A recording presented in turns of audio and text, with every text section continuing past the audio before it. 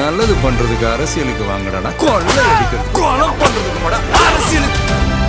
வரக்கூடிய வருமானத்துல என்னால சர்வைவ் பண்ண முடியாது, ஃபேமிலியை விட்டுட்டும் பார்க்க முடியல.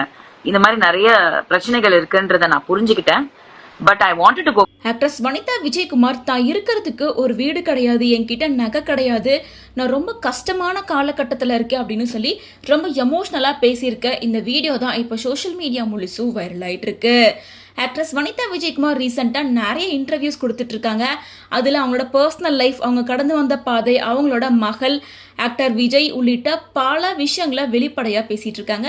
ஸோ அப்படித்தான் ரீசெண்டாக கொடுத்துருக்க இன்டர்வியூவில் வனிதா விஜயகுமார் என் பேரில் எந்த சொத்தும் கிடையாது, இன்னைக்கு தேதியில் என் பேரில் ஒரு வீடு கூட கிடையாது, என் பணத்தில் இப்போ வரைக்கும் நான் எதுவுமே வாங்கலை, என்கிட்ட நகையோ எஃப்டியில் பணமோ எதுவுமே கிடையாது, எனக்குன்னு நான் எதுவுமே சேர்த்து வைக்கவோ இல்லை, எனக்காக நான் எதுவும் செஞ்சுக்கிட்டதும் இல்லை, 2 வாட்டி திருமணம் பண்ணேன், 2 வாட்டி டைவர்ஸ் ஆச்சு, எனக்கு இப்போ 3 குழந்தைங்க இருக்காங்க, என் மகள்கள் 2 பேர் என் கூட இருக்காங்க, என் மகன் என் கூட இல்லை, என் பெண் குழந்தைங்களை வளர்க்குறதுக்கு நான் ரொம்பவே கஷ்டப்பட்டிருக்கேன், மேலும் 2 முறை நான் விவாகரத்து வாங்கியிருந்தாலும் ஒருத்தர்கிட்ட இருந்து கூட நான் ஜீவனாம்சமாக எந்த பணமும் வாங்கவே இல்லை, மாதம் இவ்வளோ பணம் வேணும், அவ்வளோ பணம் வேணும், குழந்தைய பார்த்துக்க பணம் வேணும் அப்படின்னு நான் போய் 2 பேர்கிட்டையும் கேட்டதே கிடையாது, இப்போ வரைக்கும் நானே போராடி தான் என் மகள்களை நான் வளர்த்துருக்கேன், அது நான் எடுத்த முடிவு, ஸோ நான் கஷ்டப்படுறேன் அப்படின்னு சொல்லியிருக்காங்க.